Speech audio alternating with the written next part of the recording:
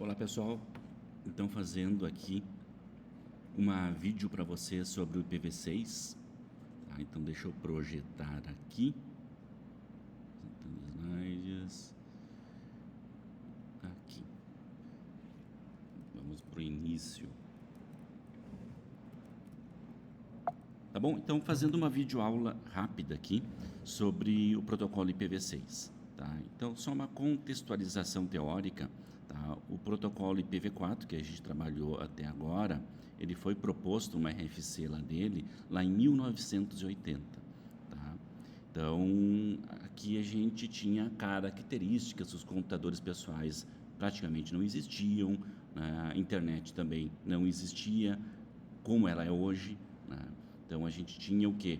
Lá quando os cientistas, os pesquisadores propuseram o IPv4, eles não pensavam, logicamente, que ia chegar daqui 10, 20 anos, geladeira com acesso à internet, enfim, mesmo PCs de mesa, né, com acesso à internet, tá bom? Então aqui eu coloquei duas figuras aqui, logo, de páginas antigas, né? Lá datando de 1990, com o surgimento e com a popularização, posso dizer assim, né? Da internet. Tá? Então são páginas aí, eu peguei página da Apple e da Amazon, né? Então nós tínhamos hiperlinks, né? Naquela época a gente tinha os quadros onde eram visualizados ou mostrados, né? O HTML. Aqui eu coloquei para vocês no eixo X as datas, né? 94, 95, findando em 2018, e aqui o número de rotas BGP. Então a gente pode observar aqui a popularização não, mas o aumento do uso da internet. Aqui são rotas, né? Mas enfim a gente pode observar, né, o aumento do uso da internet, tá? No decorrer do tempo ou com o passar dos anos. Então aqui colocando para vocês que o IPv6 não é só quantidade, né? Tá? Então a gente tem o que? O IPv4 32 bits, o IPv6 128 bits, tá? A gente tem algumas características legais do IPv6, que não é só aumento do endereçamento, tá? No IPv6 a gente não precisa de NAT, tá? Lembram que o NAT é o que? É uma tradução, né, de endereços reservados para públicos e públicos para reservados, né? Tá? Então a gente tem poucos endereços IPs públicos no NAT, né? 2, 3, 4 endereços IPs públicos numa organização, com que? Com 100, 200, 300, 400 PCs, né, ou dispositivos utilizando esses poucos endereços IPs públicos, né? Essa é a ideia do NAT que a gente vem lá do IPv4, né? Tá? Então não existe NAT no IPv6. Tá? Tudo é público praticamente, tá? Tem endereços para dar e vender. Tá? Então ele é melhor para aplicações em tempo real, melhor suporte para mobilidade, stateless auto configuration, que a gente vai ver também, tá? Muito legal, tá? Ele não precisa do DHCP para atribuir endereços IP, sabe? Tá? Ele automaticamente, depois que tu configura lá no router o endereço IPv6, ele automaticamente já distribui de forma automática para os seus clientes o endereçamento. Isso é muito legal, tá? Então aqui a gente tem o formato do endereço IPv6, né? Olha só, então ele é composto por 1, 2, 3, 4, 5, 6, 7, 8 partes, né? Então a gente tem 128 bitzinhos aqui, né? Então a notação não envolve só números, né? A gente consegue observar, envolve números e letras, é a notação hexadecimal, né? A, B, C, D, E, F, né? Então aquela lá que vocês já sabem. Cada partezinha dessas aqui é 16 bits, então aqui é 4 bits, 4 bits, né? Então 16 bits. Ele não é dividido por ponto, né? E sim por 2 pontos. Lembra, no IPv4 era um ponto, né? E aqui é 2 pontos. Aqui é o prefixo global, tá? Esse prefixo a gente vai ver aqui que ele é fixo, 2001, para globais, para endereços globais válidos na internet. Tá? Ele começa com 2000 e pode ir até 3000. Tá? 2000 e 3000 vocês vão entender que é global, válido lá na internet, para navegar na internet. Continuando, então, só para vocês terem uma ideia da sua anotação. Aqui um pouco da história, 1980, aqui, a RFC do IPv4, surgiu o IPv4 lá, teve algumas gambiarras, entre parênteses aí, né, entre aspas, melhorias no IPv4, porque aqui em 1990 os pesquisadores chegaram à conclusão, não vai dar, né? A gente vai ter que dar um jeito de pensar em outro protocolo ou outras técnicas, né? Porque não vai ter endereço IP na época V4 para todos, né? E aí surgiram aquelas técnicas, né? O NAT, lembra que eu falei para vocês dos endereços reservados, públicos, aqueles cálculos de máscaras de rede, né? De tamanho variável, os cálculos que a gente aprendeu, né? Tudo para um melhor aproveitamento dos endereçamentos IPv4, né? Tá bom? E não é tão novo o IPv6, né? Tá? O IPv6 a gente tem aqui, a RFC dele surgiu ali em 1995, claro, né? Ele vem sendo implementado desde essa época, né? Tá? O último bloco do IPv4 que foi atribuído para um provedor, por exemplo, tá? Foi ali em 2015. Então, quer dizer que acabou o endereço IPv4? Não. Tá? Quem tem. Tá? Vai seguir oferecendo para os seus clientes endereçamento IPv4, pensando no provedor. Tá? Vai seguir essa ideia, né? Só que vai caminhar junto o IPv6. Quem tem, quem não tem vai receber IPv6 a partir de 2015. Então, o endereço IPv6 ele é enorme, né? Então, foi pensado em técnicas para melhorar o seu endereçamento, para tornar um pouco mais digitável, né? A gente pode dizer assim. Então, primeira coisa, os zeros à esquerda, tu pode ignorar eles, tá? Tu pode suprimir eles, os zeros à esquerda. Então, aqui, conforme a gente observa, ó, zero, acabou o zero, agora aqui só tem FFE. Tá? Aqui esses dois zeros foram suprimidos também, ó. Onde é que está 98? 98. E uma sequência consecutiva de zeros, eu posso suprimir ou contrair entre esses dois pontos, tá vendo? Só que essa técnica aqui de comprimir, eu só posso utilizar uma vez só, tá? Isso é regra, tá?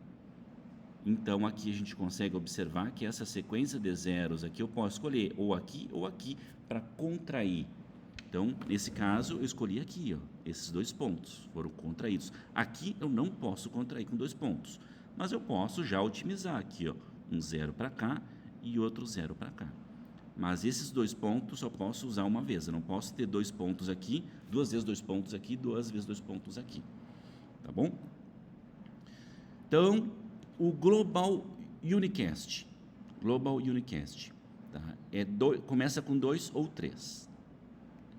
O link local, ou link local, tá? Não, o nick local, perdão, o nick local, tá? É o endereço privado, lembra do 92.68 lá do IPv4? É esse, tá? Não muito utilizado, tá? Ele não é roteável na internet, não sai para a internet, FD. Porque aquilo ali que eu falei para vocês lá no início do IPv6, é previsto utilizar tudo público, né? Mas, enfim, tu pode utilizar um laboratório privado, né? Enfim. Multicast, não tem broadcast no IPv6, e sim multicast, tá? Tu envia para um grupo, não para todo mundo. Então, FF, multicast, FF, multicast. Agora o link local, que eu falo louco, né? Link local, FE80, tá? Então, toda a interface utilizando IPv6 já ganha o endereço link local. Começa com FE80, tá? Os gateways, você sabe o que é o gateway, né? É o endereço que eu boto para chegar no próximo salto, tá? Normalmente é atribuído de forma automática um FE80, claro, lá do meu próximo salto.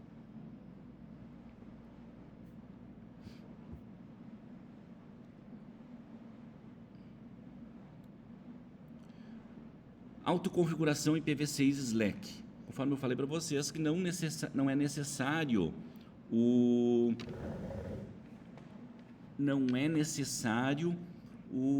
DHCP no IPv6, tá? ele atribui de forma automática. E o IPv6 utiliza muito o endereço MAC da tua máquina, tá? Como é que eu vou dizer? Para mandar configurações, para receber configurações, tá? O IPv6, tá? Ele é utilizado o endereço MAC da máquina sua, tá? Então aqui eu coloquei como é que é constituído os últimos 64 bits, a parte da direita. A parte da esquerda a gente não mexe, correto? A parte da esquerda a gente não mexe. Agora a parte da direita, tá? Ele é feito de forma automática. O que ele faz? Ele pega o endereço MAC, coloca a sigla FFFE. Por que eu boto FFFE? Tem uma lógica, não é do nada. Porque o endereço MAC original, ele é composto por 48 bits. E a gente tem que chegar a 64 bits, que é a última partezinha da direita do IPv6. Estão entendendo? Tá? Então, por isso, a gente adiciona o FFFE. Outra coisa, a gente troca, para não confundir, endereço MAC é uma coisa, endereço IPv6 é outra. A gente tem que trocar essa ideia. Tá? Tem que ser coisas distintas. E para separar, o que a gente tem aqui? 1 e o 0. A gente observa aqui, ó, que trocou para 1 e 2. A gente troca o sétimo bit. Esse umzinho é quantos bits? 4, né? 1, 2, 3, 4. Então, eu vou trocar o sétimo bit. Aqui chegou até o 4, né? Beleza. Mas eu tenho que chegar até o 7. Aqui tem mais 4. Então, 4, 5, 6, 7, 8. Eu não quero. Eu vou trocar o sétimo bit. Se é 0, eu vou passar para 1. E se aqui fosse 1, eu passava para 0. Então, findando esse processo aqui, tá? Ele não vai mais dar 1, 0, e sim 1, 2. Então, aqui não vai ser 0, vai ser trocado por 2, porque aqui é o decimal, né? Tá? Trocando, vai ficar 2. Tá? Então, 0, 0 é 0, 1 e 0 é 2. Tá? Então, eu troco o sétimo bit. Autoconfiguração IPv6 Slack. Tá? Então, aqui tem algumas informações aqui para vocês, do Router Solicitation, que eu vou mostrar mais adiante, Router Advertisement, tá? Que é como se fosse o ARP lá no IPv4, né? Aqui está ele. Tá? Então, o que eu tenho aqui? Vamos começar nesse lado aqui, onde eu estou passando o mouse. Tá? Eu pingo 2001 DB8 Café 200. Tá? Eu tenho que chegar aonde? Aqui, 2001 DB8 Café 200. No IPv4 eu preciso do endereço MAC, né? No IPv6 também eu preciso do endereço MAC. E eu não tenho do endereço MAC. Lembra que o ARP, ele me consegue o endereço MAC? Tá? Aqui não tem o ARP. Tá? Tem um tal de Neighbor Solicitation. E como é que ele faz isso? Ó, target, eu quero chegar aonde? 2001 DB8 Café 200, que está aqui. Ele vai gerar um endereço multicast. E o que ele pegou? O que ele fez? Ele pegou esse 200, esse 00200 e colocou aqui, que é parte do IP aonde eu quero chegar. Então ele botou 200 aqui para poder chegar até ele, estão entendendo? E botou FF02 2.2.1. O que é isso aqui? Lembra lá da decorebazinha lá do início? É o que? É o endereço de multicast. Tá? Então, multicast, FF00, 200. 200 desse cara aqui. Porque eu tenho que chegar até ele, né? Então, por isso que eu peguei 200. Já uma estratégiazinha.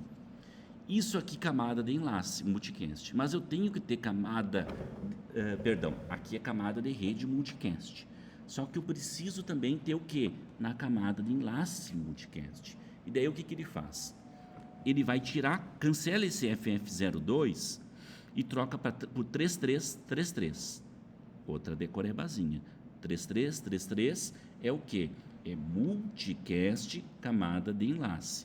E continua com 200 aqui no final. 0200. Para poder chegar nesse cara aqui, senão eu não chego. Chegou até ele? Chegou. Olha aqui, ó. Tá? Eu consigo chegar até aqui, até ele. Chegando até ele, ele me manda de forma não automática, né? Um neighbor advertisement. Toma meu endereço MAC, daí manda esse endereço inteiro para ele, aqui. Tá? E aqui seria a tabela MAC. Toda a tabela MAC, o que ela tem? O endereço MAC da porta address, onde pluga, tem endereço MAC, que é esse mesmo aqui, e esse outro endereço aqui, ó, 3333 FF0002200, que é um multicast. Tá? Então ele não tem só o endereço MAC, sim o endereço MAC e o multicast da camada de enlace. Aqui os cabeçalhos, tá? O cabeçalho IPv4 e o cabeçalho IPv6. Tá? O cabeçalho IPv6 a gente consegue observar que ele é mais clean, mais limpo, né? Tem menos campos, mesmo sendo maior. Tá? Ele é de 40 bytes e de tamanho fixo. Aqui é variável, esses 20 bytes. Tá? Eu posso adicionar mais campos aqui dentro. Tá? Então, aqui envolve um custo de hardware muito maior, porque ele tem que prever e já calcular diferentes tipos de cabeçalho. Aqui não fixo, tu já desenvolve um hardware específico para 40 bytes, muito melhor. Além de que toda essa parte aqui em cinzinha foi removida. Tá? Por quê? Basicamente, controle de fluxo, controle de erros, a gente já tem protocolos acima do IP, como o TCP e o UDP, que são os carteiros, né? Que se preocupam com isso, com correção de erros, controle de fluxo, né? Tá? Já tem essa preocupação. Tá? Então remove daqui. Por que fazer duas vezes? Tá? Então foram removidos. Tá?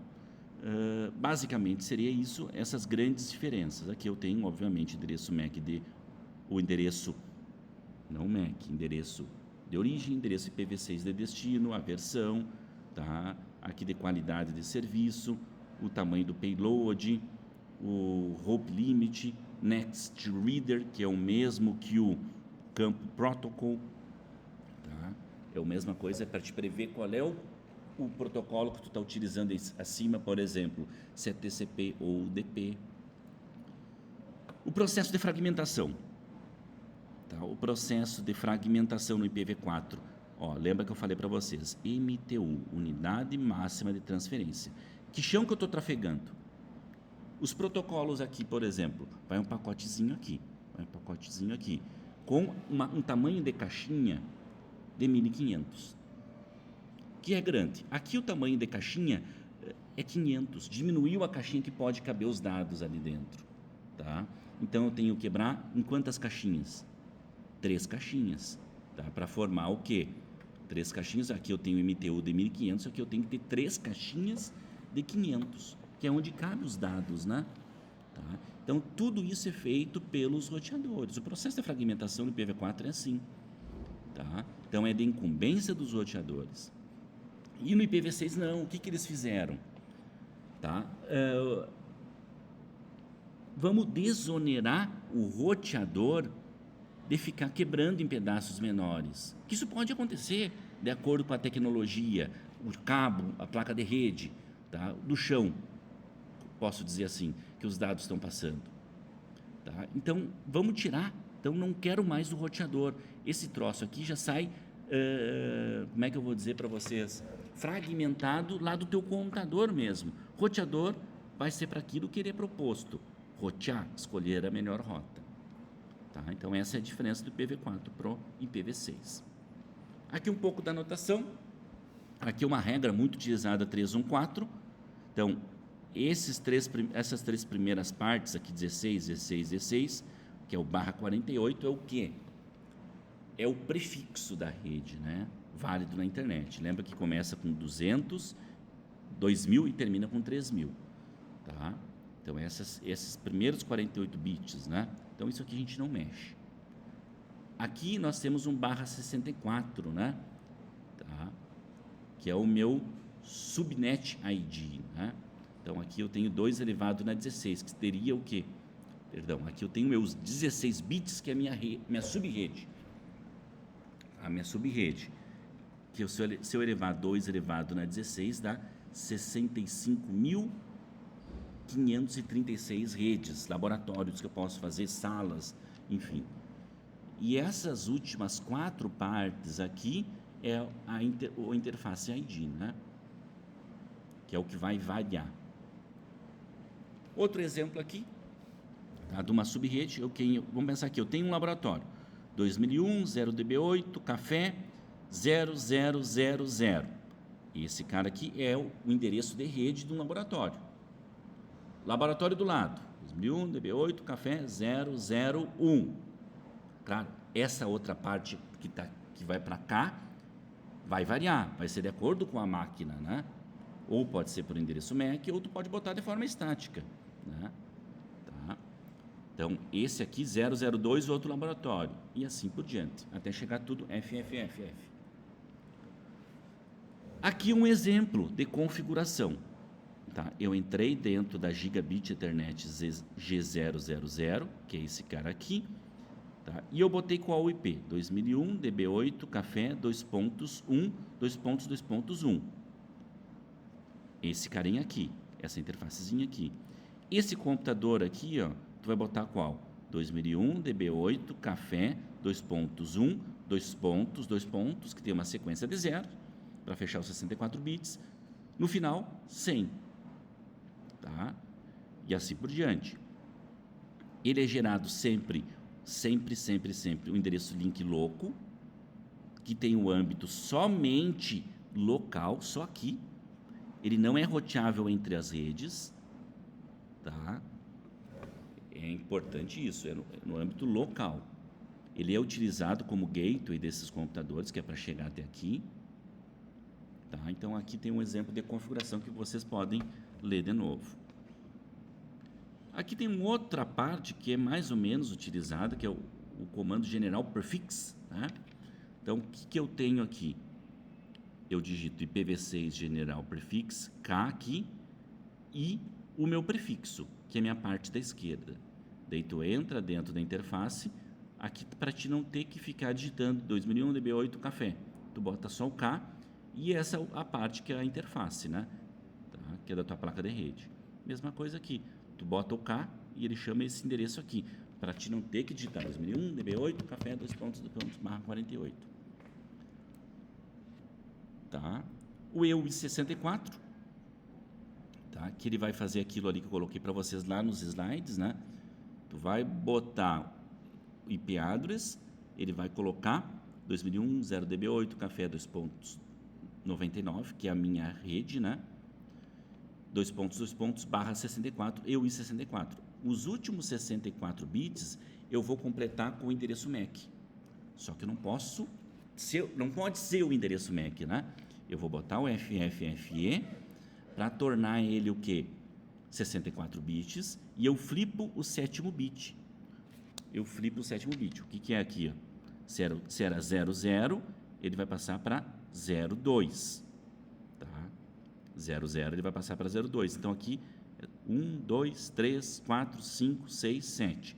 00 fica 10. Tá? Então, se é 00, vai passar para 02. Então tá aqui, ó. Certo? 02. O 0 aqui foi suprimido, né?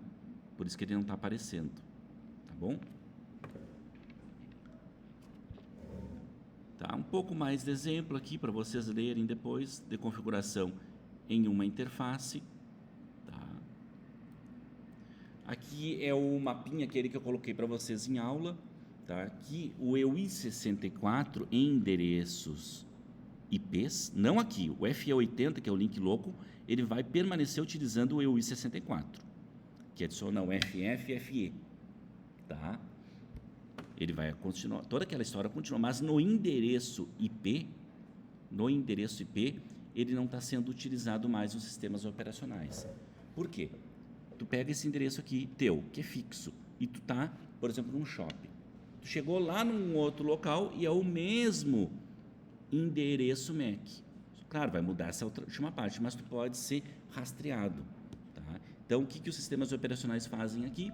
Eles colocam um número aleatório que vai sendo atualizado em tempo. O teu mesmo sistema operacional. Tá? Aqui como último slide, o que, que a gente tem? Normalmente, o que, que a gente tem aqui? O computador, ele pega do roteador IPv6 as configurações. Para isso, ele manda uma mensagem chamada de Router Solicitation, tá? Pedindo via multicast configurações de rede, certo? Entendido? Multicast. Computadores não vão responder isso aí, só roteadores. Então, a gente tem a palavrinha aqui, ó, Slack, Stateless Address Auto-Configuration. Então, quando é Slack, o que, que vai receber? Tu vai receber todas as configurações do roteador, nada do DHCP, nada do servidor DHCP. Eu posso ter um Slack, tá? O Slack normal, então, com Stateless DHCP. O que, que é esse segundo caso? Eu vou receber, por exemplo, configurações de rede, de IP e de máscara daqui, desse roteador, e DNS eu posso, uma parte da configuração, receber de um servidor DHCP. Posso. Tá? Stateful DHCP. Não vou utilizar nada, eu não quero esse cara aqui, o roteador. Eu quero receber tudo por DHCP versão 6. Pode. Também. Tá bom, pessoal? Era isso aí. Tá? Então, todo esse conteúdo a gente já viu. Todo esse conteúdo a gente já viu, sim. Tá? Isso aqui é só para vocês relembrarem aquilo que a gente já viu em aula. Obrigado, um abraço.